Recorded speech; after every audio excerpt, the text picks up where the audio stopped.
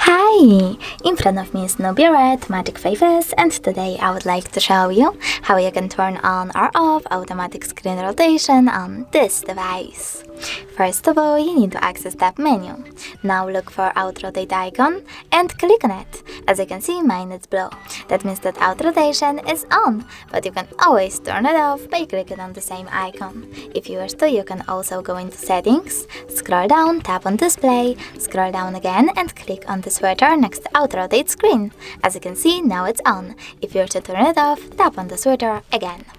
Thanks so much for watching. If you enjoyed this video, don't forget to leave a like, comment and definitely subscribe. Bye!